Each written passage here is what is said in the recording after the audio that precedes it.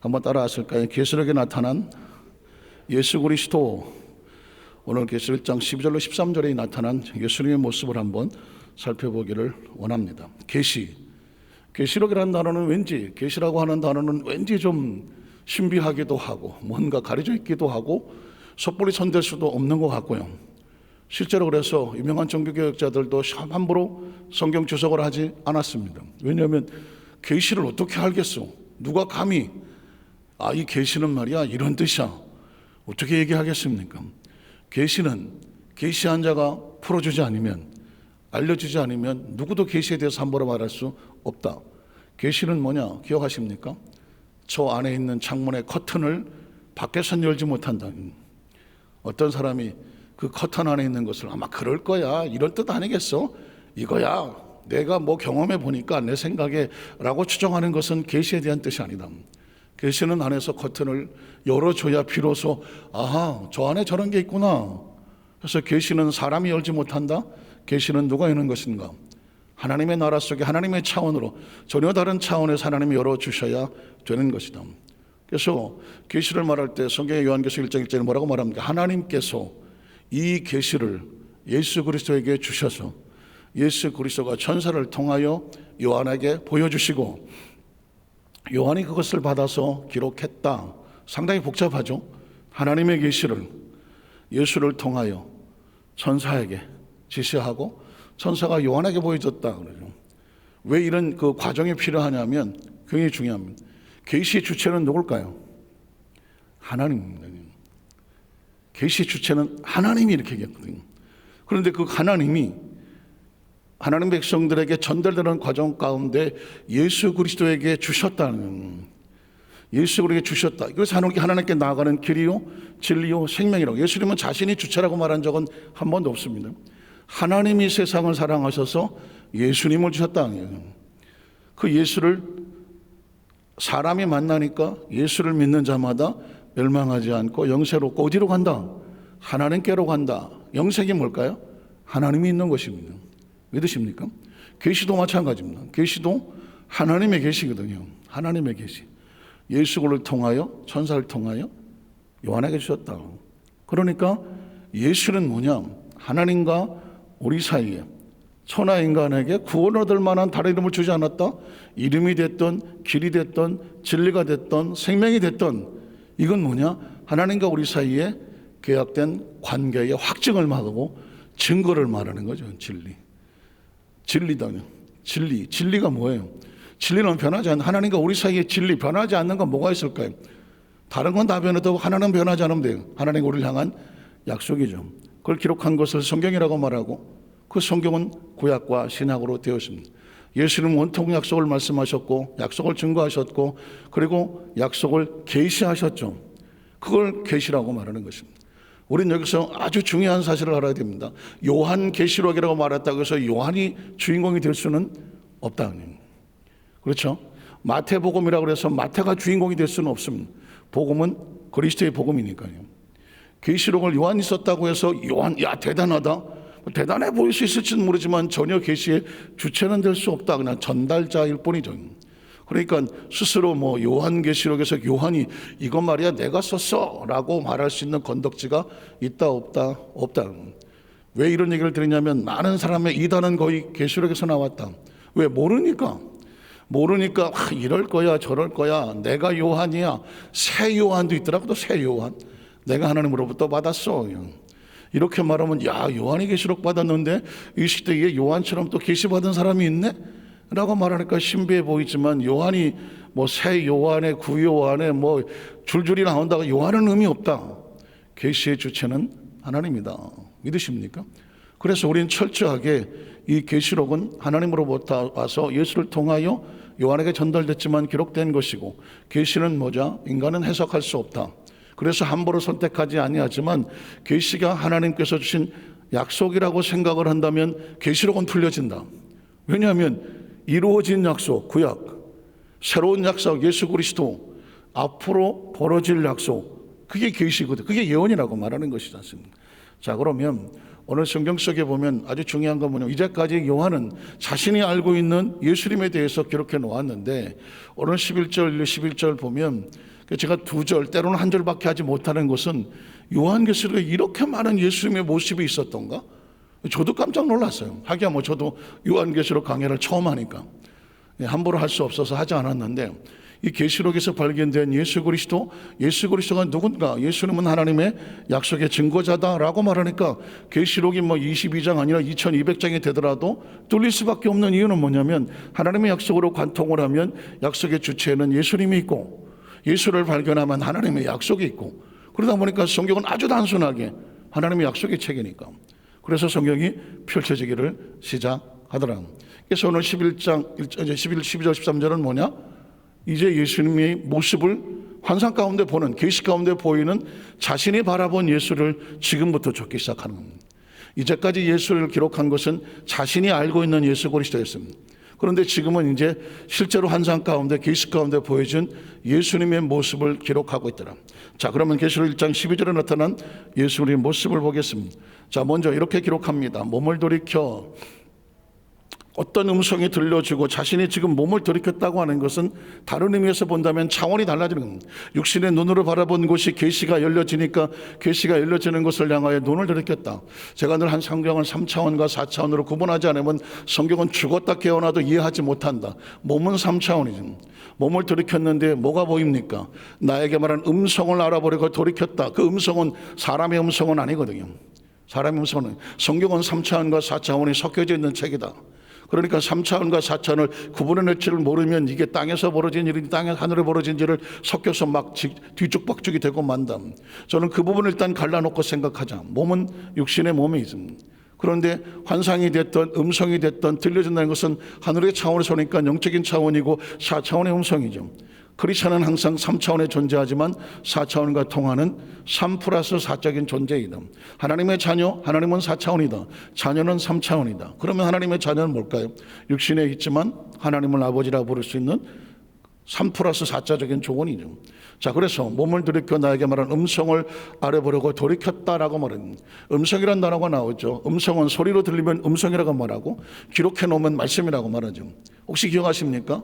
말씀이 육신이 돼요. 왜 성경은 자꾸 예수를 말씀으로 끌고 갈까요? 말씀이라고 하는 것은 어떤 A라고 하는 존재와 B라고 하는 존재에 서로 연결되는 커뮤니케이팅, 서로 소통하고 주고받으려고 하면 인간이 할 수 있는 건 언어거든요.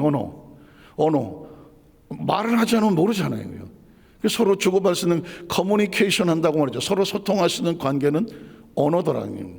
그걸 기록하면 말씀이요. 왜 하나님 우리에게 성경을 주셨을까? 성경은 하나님께서 우리에게 주시는 커뮤니케이터 하는 거죠. 난 이렇게 너에게 대화하고 싶다.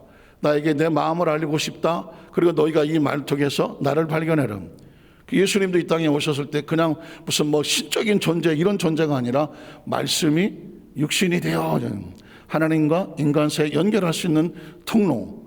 그래서 계시를 어떻게 되느냐? 만약에 요한이 써 있는 글을 봤다고 하면 내가 그 글을 보려고 말씀을 보려고 이렇게 말했을 겁니다. 그런데 하나님께서 음성을 통하여 들려주시니까 음성이란 말과 같은 거죠. 뭐 핸드폰에 소리로 들을 수 있지만 문자로 보낼 수 있잖아요. 그러니까 음성이나 뭐 문자나 다 같은 것은 전달하는 게 목적이 있는 거죠. 오늘 음성이라고 하는 것은 뭐냐? 하나님께서 요한에게 전달하는 통로죠. 근데 그것이 음성이었다. 때로 계시는 음성으로 들어올 수도 있는 거죠. 자, 돌이킬 때에 7 금천대를 보았습니다. 갑자기 보여지는 처음 환상 속에 보여지는 그리고 음성에 들려지는 것은 뭐냐? 7 금천대였다. 7 금천대가 어디서 나오는 뜬금없이 7 금천대 혹시 제가 사진을 준비했는데 보여줄 수 있을까요? 7 금천대 어디서 본 것 같아요? 이건 이스라엘의 상징적인 촛대이기도 하고 우리나라에서 뭐 잘 쓰지 않는 촛대이기도 하지만 이건 어디 있었던 건가요? 성막 안에 있었던 성막 안에 하나님께서 성막 안에 촛대를 만들어 놨을 때에 이렇게 꼭지가 7개가 있는 7 금촛대를 성경 그 성막 안에 두었습니다. 그러니까 이스라엘 백성들을 상징할 때 7 금촛대가 있는 거죠. 그러면 지금 계시 속에서 7 금촛대가 성막 안에 있었다? 성막은 신약에 있나 구약에 있나요? 구약에 있죠. 구약의 어떤 사건을 통해서 그 사건을 가지고 예수 그리스도와 연결이 되어져서 그리고 지금 우리에게 나타나실 거거든요. 근데 예수님이 어떻게 나타나셨냐면 7 금촛대를 먼저 보여주고 거기서 이제 나타나기 시작하는 거예요. 자, 7 금촛대가 출애굽기 25장 31절 37절에 보면 하나님께서 말씀하셨던 성막안의 사건이죠. 출애굽기 25장 31절 3절 너는 순금으로 등잔대를 쳐서 만들 때 그 밑판과 줄기와 잔과 꽃받침과 꽃을 한 덩어리, 아까 보였죠? 한 덩어리 연결을 하고 가지 6개가 등잔 곁에 나와서 양쪽에 3개 나오고 가운데 쭉 뻗으니까 7개 되죠. 다른 3가지는 이쪽으로 나오고 다른 3가지는 저쪽으로 이렇게 나오게 되며 그 다음 절에 이쪽 가지에 살구꽃 형상의 잔셋과 꽃받침과 꽃이 있게 하고 그쪽 가지에도 살구꽃 형상의 잔셋과 꽃받침과 꽃이 있게 하여 등잔대에서 나온 가지 6을 같게 똑같은 위치에 서게 할 것이며 등잔대 줄기에는 살구꽃 형상의 잔넷과 꽃받침과 꽃이 있게 하고 자, 등잔대에서는 6을 위하여 꽃받침이 있게 하되 2가지 아래 한 꽃받침이 있어서 줄기와 연결하며 또 2가지 아래에 한 꽃받침이 있어서 줄기와 연결하며 또 2가지 아래에 한 꽃받침이 있어서 줄기와 연결하게 하고 세밀하게 지금 지시하고 이걸 누가 하고 있습니까? 하나님께서 모세에게 성막에 있는 촛대는 이렇게 만들어라. 하나님이 지시하고 있는 거죠. 그 꽃받침과 가지를 줄기 연결하여 전부를 순금으로 쳐서 만들고 그래서 금촛대라고 말하죠. 등잔 7을 만들어 그 위에 두어 앞을 비추게 하며 하나님의 성막 안에서 늘 비추어지는 그 촛대는 바로 이렇게 생겼다는 것이죠. 자, 그러니까 여기서 눈치채셨습니까? 구약에 벌어지는 사건 하나 촛대 하나라고 하더라도 무의미하지 않아요. 구약의 금촛대는 무엇을 상징할까? 또 앞으로 나오겠지만 그 금촛대의 가운데 나타나시는 예수 그리스도, 그러니까 구약과 신약은 관계가 없는 게 아닙니다. 구약에 있는 그 모습은 신약을 통하여 연결이 되어지고 오늘날 우리 시대 속에서 예수님을 알게 하고 하나님의 뜻을 발견하게 하는 겁니다. 혹시 지난 주일 설교를 기억하십니까? 괴롭죠? 6월절의 언약과 예수 그리스도죠. 6월절의 언약과 예수님이죠. 그 전주 설교는 기억하시나요? 예, 누군가한테 엄성철 전사님. 어저께 내가 다 가르쳐 준 거예요. 출애굽의 언약과 약속과 예수 그리스도죠. 사실은 제가 6월 5일이 다음 주 6월 5일이 성령 강림 주간이에요. 제 마음속에 이제 목회자니까 성령 강림 절기를 앞두고 오순절을 앞두고 5월달 한 달은 이 성령에 대한 말씀을 5주 동안 하고 성령 강림 주일에 성령에 대해서 이제 막 클라이막스처럼 절정으로 좀 말씀을 증거하려고 하는데 설교가 아무리 제가 머릿속에 구상을 하더라도 하나님이 치고 들어와서 그 말씀을 갖다 가슴판에 새겨놓으면 순종할 수밖에 없잖아요. 그런데 갑자기 제 마음속에 지지난주에는 출애굽에 대한 것이 갑자기 머리에 들으며 출애굽은 이스라엘 백성의 사건이 아니다. 그 사건 속에 담겨진 하나님의 약속이 그전은 보이지 않았던 건데 약속이 보이기 시작하는 거예요. 출애굽에 담겨진 하나님의 약속이 보여지는 것이죠. 그 약속을 가지고 그러면 그 약속은 출애굽 사건으로 끝나면 성경 공부인데 그 약속을 이루신 분이 누구냐? 예수 그리스도였던 거죠. 출애굽을 한마디로 말하면 탈출, 기억하시죠? 엑소더스 탈출이란 말이에요. 그 사건이 나하고 뭔 사건이 있어? 구약시대 이스라엘 백성이 탈출한 것께 나하고 무슨 사건이 있어? 이 시대 예수 그리스도가 자기 백성들을 세상에서 탈출을 시키는 거지. 이해가 되십니까? 그러면 성경은 출애굽기에 있는 출애굽의 사건은 내 사건이 되는 거죠. 매 순간마다 탈출하지 아니하면 애굽에 깔려 죽는 것과 같아. 크리스천은 왜 세상에서 나와서 에클레시아는 무슨 뜻이냐? 너희가 세상에서 부름을 받고 분리되어 나온 거룩한 무리, 다른 말로 말이 좀 복잡하지만 세상에 탈출한 무리, 거룩을 위해서 성결을 위해서 속 세속의 애굽에 붙잡히지 않기 위해서 예수 그리스도의 이름으로 탈출한 무리를 뭐라고 말한다?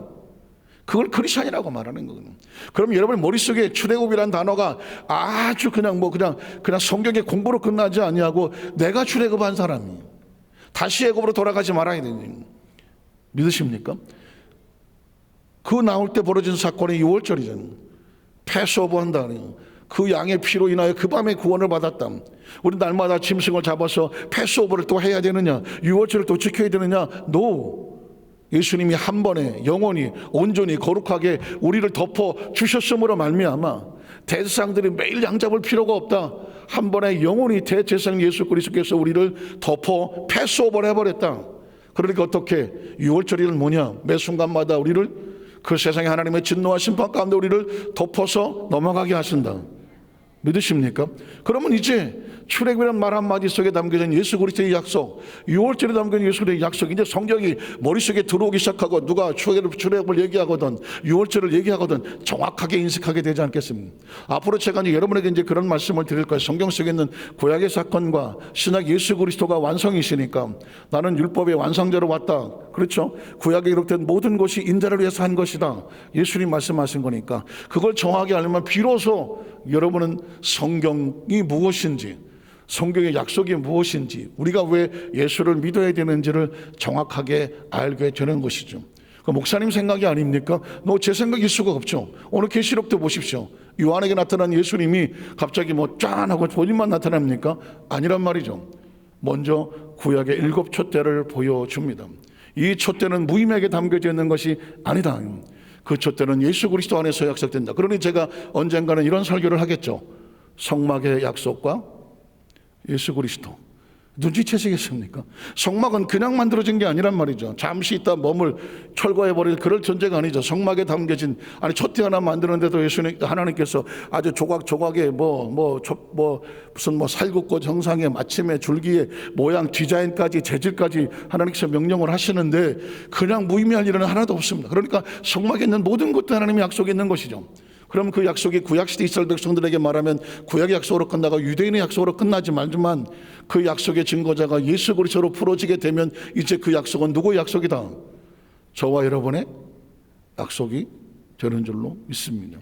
그러니까 성막이 그냥 무슨 한 덩어리로 끝나는 것이 아니라 촛대 하나만 가지고도 예수 그리스도를 상징하며 증거되는 그 약속들을 발견해낸다는 것은 마치 금광을 캐는 것 같은 설레임이 있죠. 떨림이 있고 울림이 있고, 그렇죠? 기대감이 있고. 하나님의 말씀은 송이꿀보다 달고, 누가 그랬나요? 믿음의 선배 다윗이 그랬죠. 이 말씀의 세계에 들어가서 말씀을 판다는 것은 엄청난 흥분입니다. 그 말씀의 세계를 알아간다는 얼마나 놀라운 일인지 모릅니다. 물론 지적인 욕구도 있죠. 하나님의 말씀을 지식으로 알아가니까 지적인 욕구도 있지만 지적인 욕구를 넘어서 그 영적인 하나님의 세계 속에서 이게 하나님의 마음이구나. 이게 하나님께서 주시는 우리에게 여러 적이 원했던 숨겨놓은 보화와 같구나. 이게 하나님 우리에게 주신 약속이구나. 이게 성경은 남의 이야기가 아니라 나에게 주신 1:1의 내 이야기구나. 그럼 뭐가 돼요? 당연히 나에게 주신 레마가 될 수밖에 없고 은혜가 될 수밖에 없는 것이죠. 믿으십니까? 자, 그래서 그 다음 절에 보면 소아시아 교회, 이 7 금초대는 뭘 상징하느냐? 소아시아 교회에 있었던 7 교회를 상징하더라. 계시록 1장 20절에 보면 그 금시도가 왜 보여주지? 자, 내가 본 것은 내 오른손에 7별, 7별은 바로 하나님 7 교회의 사자를 말하는 건데 7별의 비밀과 또 7 금 촛대라. 자, 7별은 뭐다? 7 교회 뭐다? 사자를 말하고 7 촛대는 뭘 말하더라? 7 교회를 말하더라. 초대교회 7 교회 기억하시죠? 그 계시록을 받았던 7 교회가 있어요. 에서버 두사빌라. 이건 제가 신학생 때 외우던 거죠. 에서보 두사빌라. 에베소 교회, 서머나 교회, 버가모 교회, 두사빌라, 두아드라 교회, 사대 교회, 빌라델베 교회. 끝에가 뭐라고요? 라오디아 교회. 그러니까 이제 성경을 외우려면 어쩔 수 없어. 그런 식으로 7개 통신, 에서보 두사빌라. 그러나 그 7 교회는 무슨 뜻을 가지고 있느냐? 하나님은 그럼 7 교회만 주려고 계시록을 만들었느냐? No. 그 7 교회는 바로 이 시대의 모든 교회를 상징하는 대표적인 교회였더라. 그래서 제가 말씀을 정리하면 제가 13절까지 준비를 했지만 12절로 끝내야 될 것 같은데요. 왜 요한에게 7 촛대를 보여주시고 예수를 통하여 증거되느냐? 7 촛대는 뭘 상징하더라?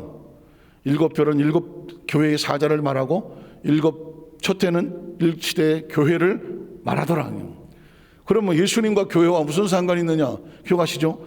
교회는 예수 그리스도의 몸이요 머리와 같으며 교회는 예수 그리스도를 믿는 신앙으로 세워진 것이니 예수님은 교회를 세우셨고 교회라는 것은 건물만 말하지 아니하고 그는 모든 공동체를 말하며 하나님의 나라에 전파되어가는 하나님의 나라를 상징한다. 결국 성경 속에서 요한에게 보여주고 싶은 것은 뭐냐면 이 시대 속에 교회를 세우시고 교회를 통하 일하여 가시는 예수 그리스도.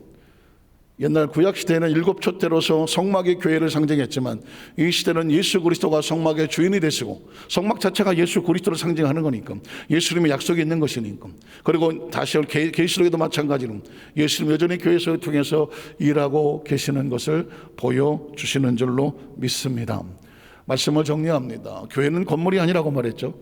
건물은 처치라고 말하죠. 여의도 풀가스펠 안산 처치. 처치는 교회당을 말하는 것입니다. 그러면 내가 다니는 교회는 뭘까요? 우리는 건물에 다니지 않죠. 건물에 나와 예배를 드리긴 하지만 나는 교회인데 내가 다니는 교회는 뭘까? 에클레시아라고 말한다. 에클레시아는 아까도 말했지만 세상에서 탈출한 거예요. 탈출하여 하나님의 부름을 받고 거룩한 공동체로서 그 교회를 지켜가면서 예수 그리스도 그 약속을 붙잡고 살아가는 이 거룩한 무리를 뭐라고 말하냐? 교회라고 말하는 것이다. 그래서 교회는 비지블 처치가 있고 인비지블 처치가 있더라. 보이는 교회, 이게 교회니까 보이는 교회. 그러나 여러분 한 사람 한 사람은 인비지블 처치다. 보이지 않는 교회. 여러분이 교회다. 한번 따라서 내가 그리스도 안에서 보이지 않지만 교회입니다. 믿으십니까? 여러분이 교회죠. 저와 여러분이 교회예요. 그래서 우리를 통해 세상에 빛이 나타나고 소금이 나타나고 그리스도가 나가야 되는 것이죠. 오늘 5월 생명 11조 특별 세배를 말씀을 드리면서 계시록 1장 12절의 말씀을 가슴에 기억하며 교회를 세우신 예수 그리스도, 나를 교회 삼으신 예수를 통하여 우리의 마지막 삶을 통하여 그 교회가, 우리의 교회가, 나라는 교회가 끝까지 하나님 안에서 멋지고 아름답게 성장하여 발전하여 하나님을 이루는 축복의 통로를 되시기를 주의 이름으로 축원합니다. 기도하겠습니다. 하나님 아버지 감사합니다.